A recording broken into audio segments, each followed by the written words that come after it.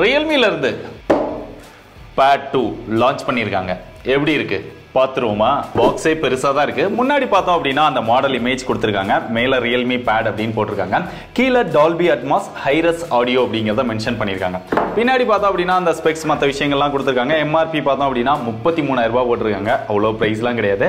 20000 குள்ள தான் லான்ச் பண்ணிருக்காங்க. பாக்ஸ் ஓபன் பண்ணோம் அப்படினா பாக்ஸ்க்குள்ள Realme Pad 2 இருக்குது. அதுக்கு அப்புறம் அதுக்கான ஒரு யூசர் மேனுவல், சிம் எஜெக்டர் பின், ஒரு டைப் C சார்ஜிங் கேபிள், அதுக்கான சார்ஜிங் அடாப்டர், 33 வாட் அடாப்டர் உள்ள இருக்குது. இந்த Realme Pad கையில எடுத்தோனே அப்பா இவ்ளோ பெருசா அப்படினு ஃபீல் பண்ற அளவுக்கு தான் இருந்தது. அந்த அளவுக்கு பெருசா இதல கொடுத்திருக்காங்க. பெருசா இருக்குதுனா வெயிட்டும் அதிகமா இருக்குமோ அப்படி நினைச்சீங்கன்னா இதோட வெயிட் பார்த்தா 519 கிராம் இருக்கு. கிட்டத்தட்ட 1/2 கிலோ வந்துருச்சு. அப்ப திக்னஸ் 7.2 mm தான் இருக்கு. திக்னஸ் வந்து நல்லாவே மெயின்டைன் பண்ணிருக்காங்க. திக்னஸ் கம்மியா இருக்கிறதுனால கையில பிடிச்சு யூஸ் பண்றதுக்கு நல்லா இருக்குது. டிசைன் அப்படினு பார்த்தா நம்ம கிட்ட இருக்குது கிரீன் கலர். அதையுமே இங்க ஒரு லைன் மாதிரி கொடுத்து இங்க டிஃபரன்ஷியேட் பண்ணிருக்காங்க. பார்க்கிறதுக்கு சிம்பிளா இருக்கு. பெருசா இம்ப்ரெசிவா இல்ல. கீழ Realme பிராண்டிங் இருக்கு. மேல கேமராஸ் இருக்கு. இது மட்டும் மெட்டல்ல இருக்கும் அப்படி நினைக்கிறேன். மெட்டாலிக் டிசைன் அப்படினு சொல்லி தான் Realme கிளைம் பண்ணிக்கிறாங்க. டிஸ்ப்ளே இந்த டைம் டிஸ்ப்ளே மட்டும் இல்ல, இங்க பெசல்ஸுமே ரொம்பவே பெருசா தான் கொடுத்திருக்காங்க.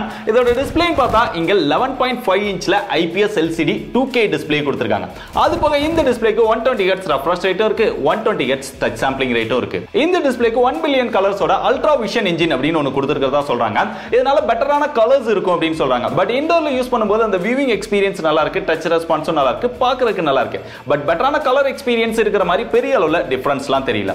இதோட பிரைட்னஸ் அப்படினு பார்த்தா இங்க 450 nits கொடுத்திருக்காங்க.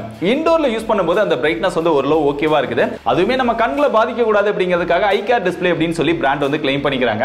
அவுட்டோர்ல டைரக்ட் சன்லைட்ல பார்த்தோம் அப்படினா அந்த அளவுக்கு பிரைட்டான டிஸ்ப்ளே கிடையாது. LCD அப்படினாலே உங்களுக்கு தெரியும், ஓரளவு நம்ம மேனேஜ் பண்ணிக்கலாம். இது போக இந்த டிஸ்ப்ளேயோட பிரைட்னஸ்ல ரெண்டு விதமான மோட்ஸ் இருக்கிறதா சொல்றாங்க. நம்ம ஃபுல் பிரைட்னஸ்ல வச்சோம் அப்படினா அது சன்லைட் மோட் அப்படிங்கிற ஒரு மோட் எடுத்துக்கிட்டு அவுட்டோர்ல நம்ம டைரக்ட் சன்லைட்ல யூஸ் பண்ணும்போது பெட்டரான பிரைட்னஸ் கொடுக்கும் அப்படின்னு சொல்றாங்க.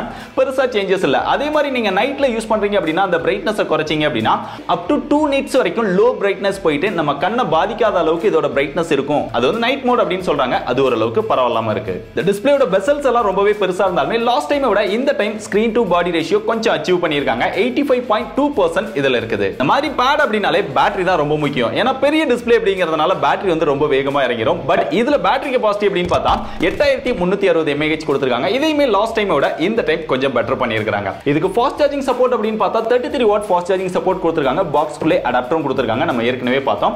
அதை யூஸ் பண்ணி சார்ஜ் பண்ணோம் அப்படின்னா 50 மினிட்ஸ்ல 50% வரைக்கும் சார்ஜ் பண்ணிக்க முடியும் அப்படின்னு சொல்றாங்க. இப்போ 100% அப்படின்னு பார்த்தா எப்படி பார்த்தாலுமே 2 மணி நேரத்துக்கு மேல டைம் ஆயிடும். பேட்டரியோட பெர்ஃபார்மன்ஸ் வந்து நம்ம இப்பதான் ஓபன் பண்ணோம் அப்படிங்கறதுனால பெருசா செக் பண்ணல. லாங் டைம்ல செக் பண்ணிட்டு அதை டீடைலா இன்னொரு வீடியோல அப்டேட் பண்றேன். இந்த பேடோட மெயின் பர்பஸை மீட்டிங் அட்டெண்ட் பண்றது, சின்ன சின்ன அஃபிஷியல் டாஸ்க் பண்றது, அஃபிஷியல் சம்பந்தமா நிறைய ஃபைல்ஸ் வந்து ஸ்டோர் பண்ணி வச்சிருப்போம், இல்ல நிறைய வீடியோஸ் பார்ப்போம். அந்த மாதிரியான விஷயங்களுக்கு தான் அதிகம் பயன்படுத்துவாங்க.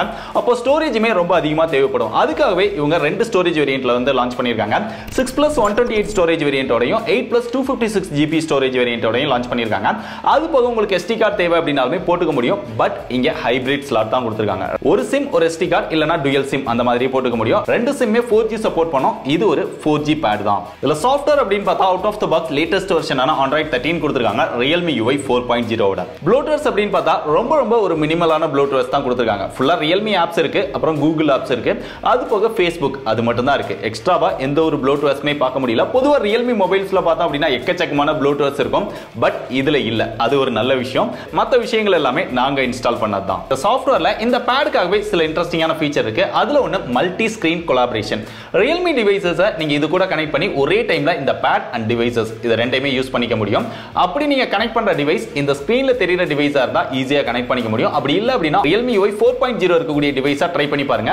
மேபி சக்சஸ் ஆகலாம். அடுத்து கண்டென்ட் சிங்க். இந்த மாதிரி நீங்க கனெக்ட் பண்ணி இருக்கக்கூடிய மொபைல்ல எடுக்கக்கூடிய ஸ்கிரீன்ஷாட் இல்ல அதுல காப்பி பண்ற அந்த டெக்ஸ்ட் அந்த கிளிப்போர்ட் முதற்கொண்டு இந்த பேட்ல நீங்க அக்சஸ் பண்ணிக்க முடியும். சோ ஒரே டைம்ல அந்த கண்டென்ட்டை ஈஸியா அக்சஸ் பண்ணிக்க முடியும். அந்த மாதிரி ஒரு ஃபீச்சரும் இதுல இருக்கு. இதுல நம்ம டெஸ்ட் பண்ணும்போது மொபைல பேடோட கனெக்ட் பண்ணும்போது ஒரு எரர் வந்தது. அதனால பெர்ஃபெக்ட்டா கனெக்ட் பண்ண முடியல.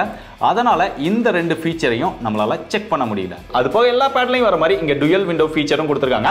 ஆப்பை நீங்க சைடு பை சைடு வச்சு ஒரே டைம்ல ரெண்டு ஆப் கூட யூஸ் பண்ணிக்க முடியும். அது போக இந்த பேட்ல டாக் டிசைன் அப்படின்னு புதுசா கொண்டு வந்திருக்காங்க. நீங்க நிறைய விஷயங்களை பார்த்தது தான். பட் இதுல புதுசா வந்திருக்கு. நீங்க அடிக்கடி யூஸ் பண்ற அந்த ஆப் வந்து ஆட்டோமேட்டிக்கா இங்க ஆட் ஆயிடும். இங்க இருந்து நீங்க ஈஸியா யூஸ் பண்ணிக்க முடியும். அடுத்து இதுல சவுண்ட் அண்ட் மியூசிக்காக இங்க 4 ஸ்பீக்கர் கொடுத்திருக்காங்க. அதுவும் டால்பி அட்மாஸ் சப்போர்ட்டோட ஹைரஸ் சப்போர்ட்டும் கொடுத்திருக்காங்க. நல்ல லவுடா நல்ல கிளியரா நம்மளால மியூசிக் கேட்கவும் முடியுது, மீட்டிங் அட்டெண்ட் பண்ணவும் முடியுது. ஒரு பேட் அப்படினாலே பெர்ஃபார்மன்ஸ் தான் ரொம்ப முக்கியம். பட் இங்க பெர்ஃபார்மன்ஸ்க்காக MediaTek Helio G99 அப்படிங்கிற ஓல்டு ப்ராசஸர் தான் கொடுத்திருக்காங்க. இன்னும் கொஞ்சம் லேட்டஸ்டா Snapdragon 695 இந்த மாதிரி ஏதாவது ட்ரை பண்ணி இருந்திருக்கலாம். பட் அது 5G ப்ராசஸர், இது 4G ப்ராசஸர். இதோட பெர்ஃபார்மன்ஸ் அப்படின்னு பார்த்தா 695 விட கொஞ்சம் கம்மியா இருக்கும். இதோட ஆன்டிடு ஸ்கோர் அப்படின்னு பார்த்தா 4,35,000 வருது. ஓரளவு கேம்ஸ் எல்லாமே லோ கிராபிக்ஸ்ல நல்லாவே ஹேண்டில் பண்ணும். நம்மளும் ப்ளே பண்ணி பார்த்தோம், ஓரளவு நல்லாவே லோ கிராபிக்ஸ்ல ப்ளே பண்ணிக்க முடியுது. அது போக இதுல LPDDR4H டைப் RAM யூஸ் பண்ணிருக்காங்க. ஸ்டோரேஜ்க்காக UFS 2.2 சப்போர்ட் கொடுத்திருக்காங்க. கடைசியா இதுல கேமரா அப்படின்னு பார்த்தா ரியர் அண்ட் செல்ஃபி ரெண்டுலயுமே சிங்கிள் கேமரா தான் கொடுத்திருக்காங்க. ரியர்ல பாக்கும்போது 2 கேமரா மாதிரி இருந்தாலும் அடிக்கடி நம்ம சொல்லக்கூடியதான் இந்த டம்மி சர்க்கிளும் இங்க கொடுத்து வச்சிருக்காங்க. அது பக்கத்துல AI கேமரா அப்படின்னு மென்ஷன் பண்ணிருக்காங்க. ரியர்ல 8 மெகாபிக்சல் கொடுத்திருக்காங்க. செல்ஃபி கேமரா இங்க 5 மெகாபிக்சல் கொடுத்திருக்காங்க. கேமராவோட ஃபீச்சர்ஸ் அப்படின்னு பார்த்தா பெருசா ஒண்ணும் கிடையாது. போட்டோ, வீடியோ இந்த மாதிரியான விஷயங்கள் தான் எடுத்துக்க முடியும். ரொம்ப பேசிக்கா ரியர் அண்ட் செல்ஃபி ரெண்டுலயுமே மேக்ஸிமமா 1080 30 fps ல நம்மளால வீடியோஸ் வந்து எடுத்துக்க முடியும். கேமராவோட பெர்ஃபார்மன்ஸ் பெருசா எதிர்பார்க்காதீங்க. கேமரா இருக்கு, அவ்வளவுதான். செல்ஃபி கேமரா இங்க சென்டர்ல கொடுத்திருக்காங்க. அப்படியே மேல போனோம் அப்படின்னா இங்க 2 மைக் கொடுத்திருக்காங்க. இந்த இடத்துல வால்யூம் கீ கொடுத்திருக்காங்க. லெஃப்ட் சைடுல வந்தோம் அப்படின்னா இங்க டுயல் ஸ்பீக்கர் இருக்கு. அதுக்கு மேலேயே பவர் பட்டன் இருக்கு. ரைட் சைடுல வந்தோம் அப்படின்னா இங்க ஒரு டுயல் ஸ்பீக்கர் இருக்கு.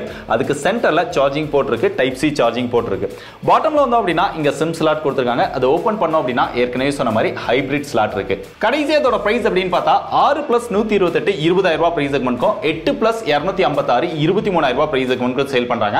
அது போக நீங்க ஃபர்ஸ்ட் சேல்ல வாங்குனீங்க அப்படின்னா உங்களுக்கு ஒரு 2,000 ரூபாய் டிஸ்கவுண்ட் கிடைக்குது. அதை யூஸ் பண்ணி வாங்குனீங்கன்னா 18,000க்கும் 21,000க்கும் வாங்கிக்க முடியும். இதுல இருக்கக்கூடிய ப்ராப்ளம் என்ன அப்படின்னா லாஸ்ட் டைம் உங்க Realme Pad லான்ச் பண்ணதுக்கே இன்னுமே அப்டேட் கொடுக்கல. அதனால இந்த Realme Padக்கும் எவ்வளவு அப்டேட் வரும் அப்படிங்கறதையும் அவங்க மென்ஷன் பண்ணல. அப்டேட் வருமா வராதா அப்படிங்கறதும் கன்ஃபார்மா எனக்கு தெரியாது. அதனால அப்டேட்லாம் தேவையில்ல. கேமராலையும் பெரிய எதிர்பார்ப்பு இல்ல அப்படின்னு நினைக்கிறவங்க இதை தாராளமா கன்சிடர் பண்ணலாம்.